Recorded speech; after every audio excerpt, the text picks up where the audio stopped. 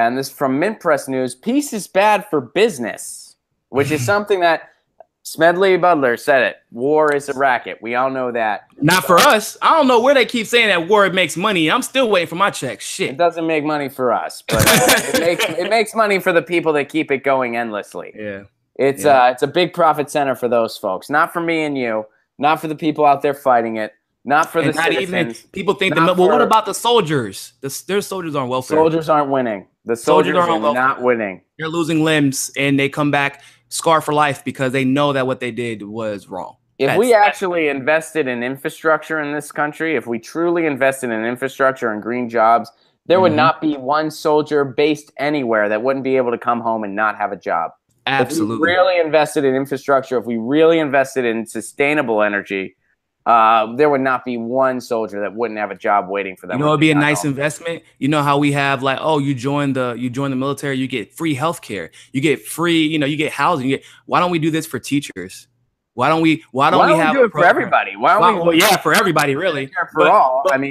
Yeah, that's what I'm saying. But like, yeah, definitely that. But I'm saying, like, as far as the security and the stability is concerned, imagine how it would be for teachers to have living wages, not have to worry about feeding themselves or their kids, and not having the stressor of saying, well, because unless I go to this rich person's district, I will never get paid sufficiently. So you sacrifice what you came in for teaching to do just to be able to put food on the table. So if you're PCS, which in the military means you're moving from base to base based off of the need of the area, then all of a sudden teachers they're worried about teaching. Because, education at this point has become a matter of national security, right? I think that after this election, we can all agree on that.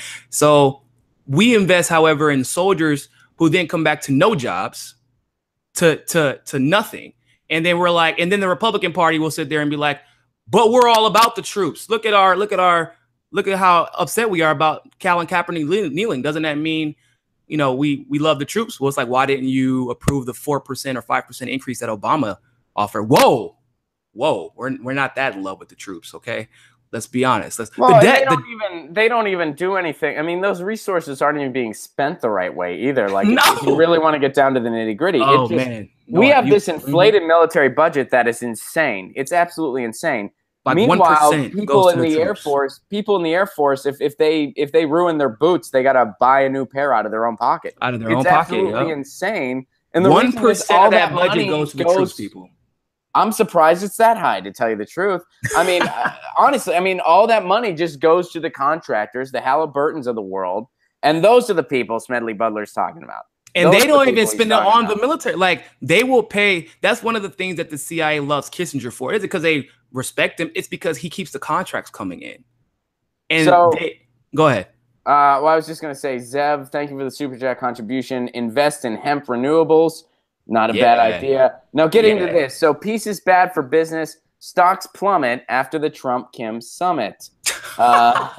American defense contractors were practically drooling over the prospect of an all-out war with North Korea as President Trump was recklessly flinging fire and fury.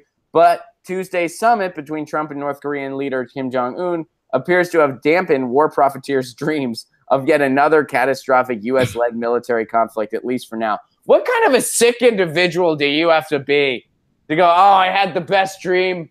I had the best dream last night. Donald Trump started World War III, and my stocks freaking soared. And, my basement was well stocked with canned goods. And so you know where the bill. So now you know where the bill came from. It was lobbyists. Stocks dropped. Lobbyists were like, hey, this is going to sound really weird, but we need y'all to be mad at Trump being peaceful. I don't know how I want to frame it, but because didn't that quote I told you about U.S. troops are not bargaining trips, that sound like right out of the Republican playbook. Shauna points out on Twitter that Wolf Blitzer said stuff like that. Wolf Blitzer, there was a quote. She has the exact quote, as Wolf Blitzer puts it. So this is a moral thing for you, but what about revenues? Wolf Blitzer, on a number of opportunities, have pointed out how we have an economy of war. He did this on accident, by the way. He's talking about this like it's just normal. Like, oh, I know it's a moral thing. You're opposed to war. You're opposed to children dying, troops never coming home, casualties on both sides with catastrophic proportions. You're morally opposed to that. I get it. But hey, isn't this just business as usual? That's a reporter. That's our media. So peace is bad for business. They're pointing out that the defense contractors, they're seeing a little dip in their stocks, and so they ain't happy about this. But here's more from the article. Before you start feeling bad for America's war profiteers, that'll happen to me in the year 20 never. And by the way, of course, this is sarcasm on the article's part. And before you give Trump credit for bringing their stocks down, just remember that Democrats and Republicans in Congress just granted the U.S. president's wish for a $717 billion Pentagon budget, much of which goes straight into the pockets of companies like Boeing, Raytheon, and Lockheed Martin. Which, by the way, a side note, for all of you that don't suffer from Trump derangement syndrome, but suffer from Trump denial syndrome, which is the total other side of the fence, Trump has not delivered on his non-interventionist promise. He's not been doing that. He has been doing business as usual. He has been just as establishment as pretty much any other president. So I would say he's a pinch. I would say the pinch less, a pinch, about this much less, and that's because he was willing to meet with Kim Jong-un. Other than that, no. Yeah, I mean that's a good thing. No one's not saying it isn't a good thing. But you are correct. It has been business as usual. But for the most part, it's been business as usual. Let's not go, worshiping at the guy's altar now.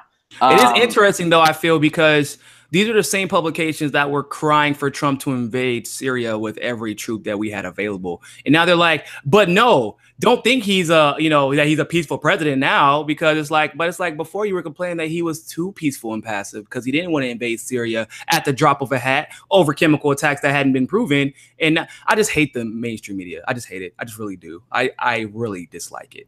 I think they're doing great work and they're heroes putting them.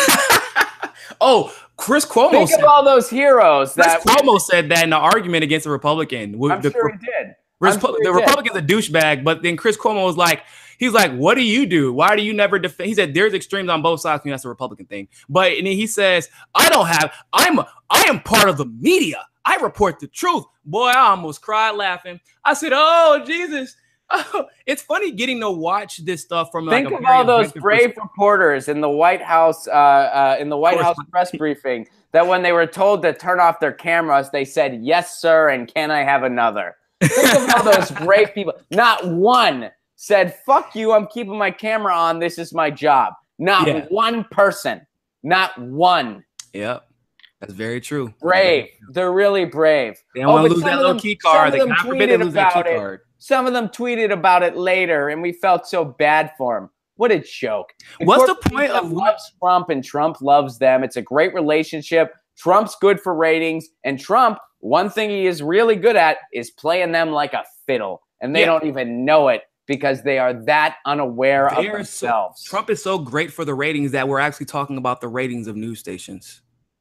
We've never talked about the rate. Like, that was not a conversation. Yeah, have you seen how well Joanne Reed's doing in the ratings? Like, Michelle Wolf nailed it. She's like, look, you guys love Trump. You love him. He's great for business. You know that. And that's why they showed his empty podium instead of a Bernie Sanders rally. That's why Ed Schultz got fired for wanting to cover Bernie. Yeah. A lot of people got fired for wanting to cover Bernie. A lot of people did. Hey guys, thanks for watching. That was a clip from Get Your News On with Ron, the world's first viewer-curated streaming news show. What does that mean? That means I log on to a stream and people tweet me articles over on Twitter at Ron Placone, or they use our Reddit subsection, which is just Get Your News On with Ron over on Reddit. And that's how we build the show. I'm seeing all these articles for the first time. We are literally getting our news on together. Follow me on Twitter at Ron Placone so you can participate. And this show streams live every Tuesday through Friday at 10 a.m. Pacific Standard Time, so please do tune in. If you want to support this show, you can do so over on patreon.com/Ron Placone, where for as low as $1 a month, you get access to exclusive podcasts every week, exclusive videos, free tickets to shows when I'm performing in your town, and more for as low as $1 a month. Please do consider it. Thank you so much for your support. This has been Get Your News On with Ron.